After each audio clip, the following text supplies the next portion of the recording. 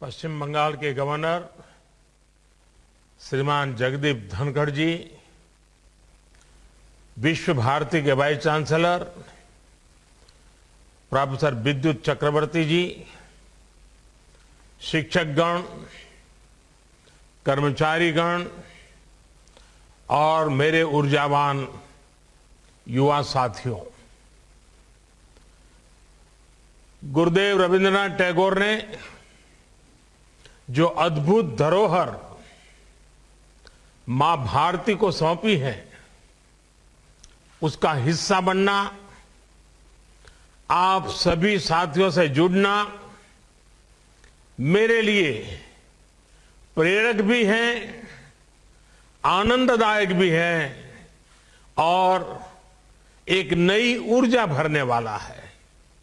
अच्छा होता मैं इस पवित्र मिट्टी पर खुद आकर के आपके बीच शरीक होता, लेकिन जिस प्रकार के नए नियमों में जीना पड़ रहा है और इसलिए मैं आज रूबरू न आते हुए दूर से ही सही आप सबको प्रणाम करता हूं, इस पवित्र मिट्टी को प्रणाम करता हूं।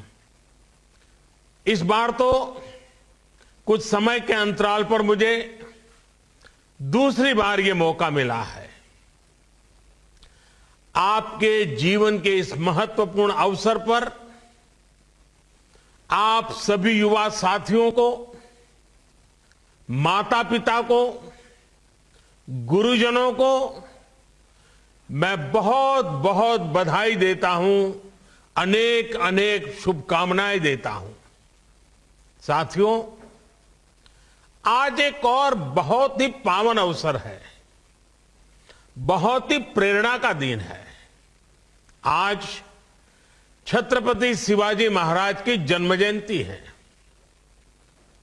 मैं सभी देशवासियों को छत्रपति शिवाजी महाराज की जयंती पर बहुत बहुत शुभकामनाएं देता हूं। गुरुदेव रविंद्रनाथ टैगोर जी ने भी शिवाजी उत्सव नाम से वीर शिवाजी पर एक कविता लिखी थी। उन्होंने लिखा था, कौन दूर शताब्देर, कौन दूर शताब्देर, कौन एक अख्यात दिवसे, नाही जानी आजी, नाही जानी आजी। मराठार कौन, शोयले एरंडेर, अंधकारे बसे। हे राजा शिवाजी, तब भाल उद्यासियाए भावना, तैत प्रभावत ऐसे छिल नामी। एक धर्म राज्य पाशे, एक धर्म राज्य पाशे, खंड छिन्न विक्षिप्त भारत, बंधे दिवामी। यानी एक शताब्दी से भी पहले किसी एक अनाम दिन, मैं उस दिन को आज नहीं जानता, किसी पर्वत की ऊंची चोटी से, किसी घने वन में, ओ राजा शिवाजी, क्या ये विचार आपको एक बिजली की रोशनी की तरह आया था? क्या ये विचार आया था कि छिन्न भिन्न इस देश की धरती को एक सूत्र में पिरोना है? क्या मुझे इसके लिए खुद को समर्पित करना है? इन पंक्तियों में छत्रपति वीर शिवाजी से प्रेरणा लेते हुए भारत की एकता, भारत को एक सूत्र में पिरोने का आह्वान था। देश की एकता को मजबूत करने वाली इन भावनाओं को हमें कभी भूलना नहीं है। पल पल, जीवन के हर कदम पर देश की एकता, अखंडितता के इस मंत्र को हमें याद भी रखना है, हमें जीना भी है। यही तो टैगोर का हमें संदेश है। साथियों, आप सिर्फ एक विश्वविद्यालय का ही हिस्सा नहीं है, बल्कि एक जीवंत परंपरा के वाहक भी है। गुरुदेव अगर विश्व भारती को सिर्फ एक यूनिवर्सिटी के रूप में देखना चाहते तो वो इसको ग्लोबल यूनिवर्सिटी या कोई और नाम दे सकते थे, लेकिन उन्होंने इसे विश्व भारती विश्वविद्यालय नाम दिया। उन्होंने कहा था, Visva Bharati acknowledges India's obligation to offer to others the hospitality of her base culture and India's right to accept from others their best. गुरुदेव की विश्व भारती से अपेक्षा थी कि यहां जो सीखने आएगा वो पूरी दुनिया को भारत और भारतीयता की दृष्टि से देखेगा। गुरुदेव का ये मॉडल ब्रह्म, त्याग और आनंद के मूल्यों से प्रेरित था।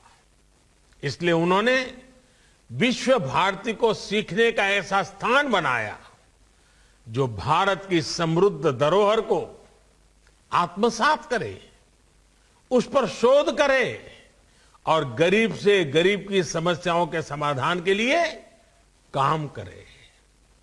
इस संस्कार में पूर्व में यहां से निकले छात्र छात्राओं में भी हमें दिखता है और आपसे भी देश की यही अपेक्षा है। साथियों, गुरुदेव टैगोर के लिए विश्व भारती सिर्फ ज्ञान देने वाली, ज्ञान परोसने वाली एक संस्था मात्र नहीं थी।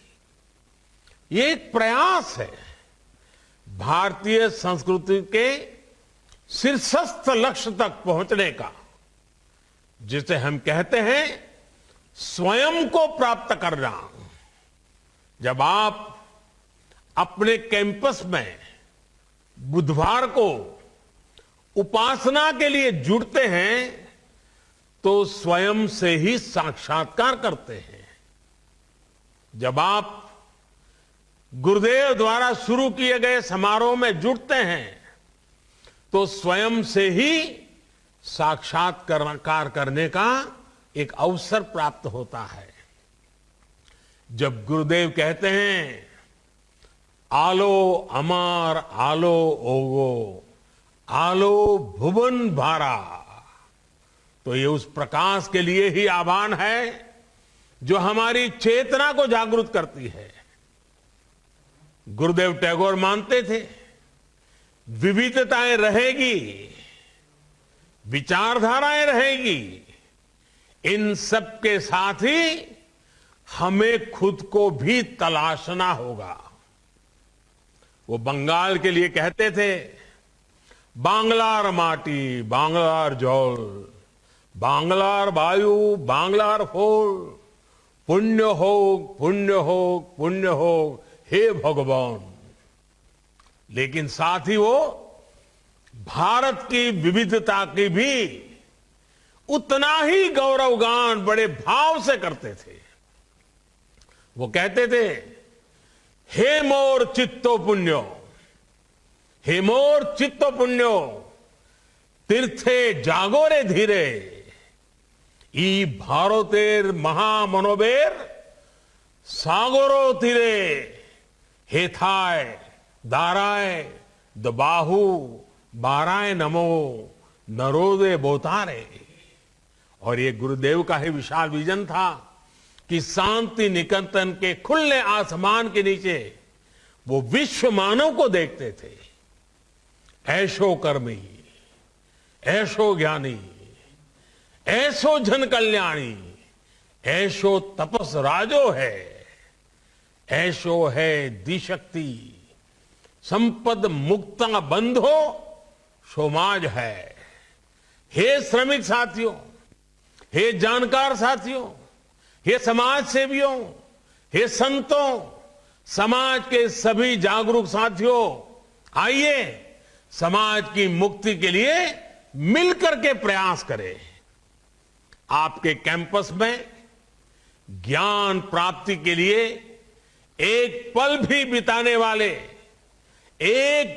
बिताने वाले का यह सौभाग्य है कि उसे गुरुदेव का यह विजन मिलता है। साथियों, विश्व भारती तो अपने आप में ज्ञान का वो उन्मुक्त समंदर है जिसकी नींव ही अनुभव आधारित शिक्षा के लिए रखी गई। ज्ञान की क्रिएटिविटी की कोई सीमा नहीं होती है। इसी सोच के साथ गुरुदेव ने इस महान विश्वविद्यालय की स्थापना की थी। आपको यह भी हमेशा याद रखना होगा कि ज्ञान, विचार और स्किल स्टैटिक नहीं है, पत्थर की तरह नहीं है, स्थिर नहीं है, ये जीवंत है, ये सतत चलने वाली प्रक्रिया है और इसमें कोर्स करेक्शन की गुंजाइश भी हमेशा रहेगी, प्रोग्रेसिव अनफोल्डमेंट। लेकिन नॉलेज और पावर दोनों रिस्पॉन्सिबिलिटी के साथ आते हैं। जिस प्रकार सत्ता में रहते हुए संयम और संवेदनशील रहना पड़ता है, रहना जरूरी होता है, उसी प्रकार हर विद्वान को, हर जानकार को भी उनके प्रति जिम्मेदार रहना पड़ता है जिनके पास वो शक्ति है। आपका ज्ञान सिर्फ आपका नहीं बल्कि समाज की, देश की, अरे भावी पीढ़ियों की भी वो धरोहर है। आपका ज्ञान, आपकी स्किल एक समाज को, एक राष्ट्र को गौरवान्वित भी कर सकती हैं और वो समाज को बदनामी और बर्बादी के अंधकार में भी धकेल सकती है। इतिहास और वर्तमान में ऐसे अनेक उदाहरण हैं। आप देखिए, जो दुनिया में आतंक फैला रहे हैं, जो दुनिया में हिंसा फैला रहे हैं, उनमें भी कई highly educated, highly learned, highly skilled लोग हैं। दूसरी तरफ ऐसे भी ये लोग हैं जो कोरोना जैसी महामारी से दुनिया को मुक्ति दिलाने के लिए दिन रात अपनी जान की बाजी लगा देते हैं, अस्पतालों में डटे रहते हैं, प्रयोगशालाओं में जुटे हुए हैं। ये सिर्फ विचारधारा का प्रश्न नहीं है, मूल बात तो माइंडसेट का है। आप क्या करते हैं इस बात पर निर्भर करता है कि आपका माइंडसेट पॉजिटिव है या नेगेटिव है। स्कोप दोनों के लिए है, रास्ते दोनों के लिए ओपन है। आप समस्या का हिस्सा बनना चाहते हैं या फिर समाधान का, ये तय करना हमारे अपने हाथ में होता है। अगर हम उसी शक्ति, उसी सामर्थ्य, उसी बुद्धि, उसी वैभव को सत्कार्य के लिए लगाएंगे तो परिणाम एक मिलेगा, दुष्कर्म के लिए लगाएंगे तो परिणाम दुष्कर्म मिलेगा। अगर हम ही सिर्फ अपना हित देखेंगे तो हम हमेशा चारों तरफ मुसीबतें देखते आएंगे, समस्याएं देखते आएंगे, नाराजगी देखते आएंगे, आक्रोश नजर आएगा। लेकिन अगर आप खुद से ऊपर उठ करके, अपने स्वार्थ से ऊपर उठ करके नेशन फर्स्ट की अप्रोच के साथ आगे बढ़ेंगे तो आपको हर समस्या के बीच में भी सॉल्यूशन ढूंढने का मन करेगा, सॉल्यूशन नजर आएगा। बुरी शक्तियों में भी आपको अच्छा ढूंढने का उसमें से अच्छाई का, परिवर्तन का मन करेगा और आप स्थितियां बदलेंगे भी, आप स्वयं भी अपने आप में एक सॉल्यूशन बन करके उभरेंगे। अगर आपकी नीयत साफ है और निष्ठा मां भारती के प्रति है, तो आपका हर निर्णय, आपका हर आचरण, आपका हर कृति किसी न किसी समस्या के समाधान की तरफ ही बढ़ेगा। सफलता और असफलता हमारा वर्तमान और भविष्य तय नहीं करती है। हो सकता है आपको किसी फैसले के बाद जैसा सोचा था वैसा परिणाम न मिले, लेकिन आपको फैसला लेने में डरना नहीं चाहिए। एक युवा के रूप में, एक मनुष्य के रूप में, जब कभी हमें फैसला लेने से डर लगने लगे तो वो हमारे लिए सबसे बड़ा संकट होता है। अगर फैसले लेने का हौसला चला गया तो मान लीजिएगा आपकी युवानी चली गई है, आप युवा नहीं रहे हैं। जब तक भारत के युवा में नया करने का, रिस्क लेने का और आगे बढ़ने का जज्बा रहेगा, तब तक कम से कम मुझे देश की भविष्य की चिंता नहीं है। और मुझे जो देश युवा हो, 130 करोड़ आबादी में इतनी बड़ी तादाद में युवा शक्ति हो, तो मेरा भरोसा और मजबूत हो जाता है, मेरा विश्वास और मजबूत हो जाता है।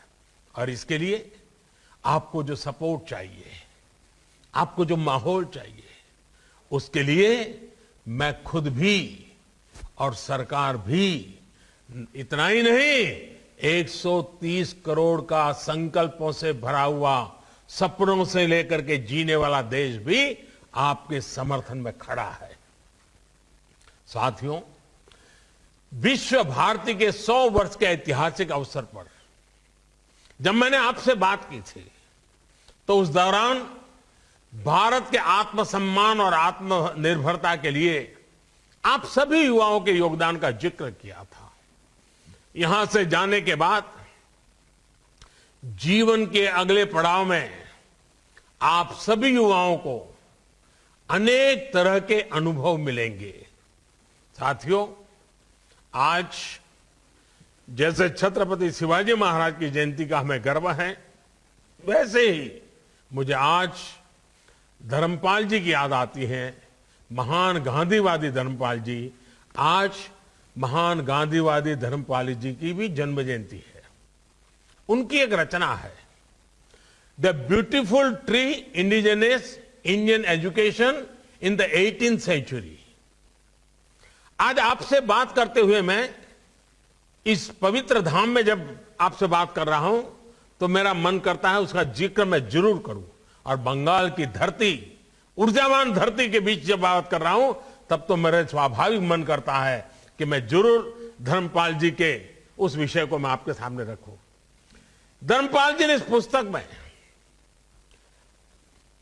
पुस्तक में धर्मपाल जी ने थॉमस मुनरो द्वारा किए गए एक राष्ट्रीय शिक्षा सर्वे का ब्यौरा दिया है। 1820 में हुए, 1820 यानी करीब 200 साल, 1820 में हुए इस शिक्षा सर्वे में कई ऐसी बातें हैं जो हम सबको हैरान भी करती हैं और गौरव से भर देती हैं। उस सर्वे में भारत की साक्षरता दर बहुत ऊंची आंकी गई थी। सर्वे में यह भी लिखा गया था कि कैसे हर गांव में एक से ज्यादा गुरुकुल थे, और जो गांव के मंदिर होते थे वो सिर्फ पूजा पाठ की जगह नहीं, वे शिक्षा को बढ़ावा देने वाले, शिक्षा को प्रोत्साहन देने वाले एक अत्यंत पवित्र कार्य से भी गांव के मंदिर जुड़े हुए रहते थे। वे भी गुरुकुल की परंपराओं को आगे बढ़ाने में, बल देने में प्रयास करते थे। हर क्षेत्र, हर राज्य में, यह बड़ी महत्वपूर्ण बात है, हर क्षेत्र, हर राज्य में तब महाविद्यालयों का बहुत गर्व से देखा जाता था कि कितना बड़ा उनका नेटवर्क था। उच्च शिक्षा के संस्थान भी बहुत बड़ी मात्रा में थे। भारत पर ब्रिटिश एजुकेशन सिस्टम थोपे जाने से पहले थॉमस मुनरो ने भारतीय शिक्षा पद्धति और भारतीय शिक्षा व्यवस्था की ताकत को अनुभव किया था, देखा था। उन्होंने देखा था कि हमारी शिक्षा व्यवस्था कितनी वाइब्रेंट है। ये 200 साल पहले की बात है। इसी पुस्तक में विलियम एडम का भी जिक्र है, जिन्होंने ये पाया था कि 1830 में बंगाल और बिहार में 1 लाख से ज्यादा विलेज स्कूल थे, ग्रामीण विद्यालय थे। साथियों, ये बातें मैं आपको विस्तार से इसलिए बता रहा हूं क्योंकि हमें यह जानना आवश्यक है कि हमारी शिक्षा व्यवस्था क्या थी, कितनी गौरवपूर्ण थी, कैसे हर इंसान तक पहुंची हुई थी, और बाद में अंग्रेजों के कालखंड में और उसके बाद के कालखंड में हम कहां से कहां पहुंच गए, क्या से क्या हो गया। गुरुदेव ने विश्व भारती में जो व्यवस्थाएं विकसित की, जो पद्धतियां विकसित की, वो भारत की शिक्षा व्यवस्था को परतंत्रता की बेड़ियों से मुक्त करने, भारत को आधुनिक बनाने का एक माध्यम थी।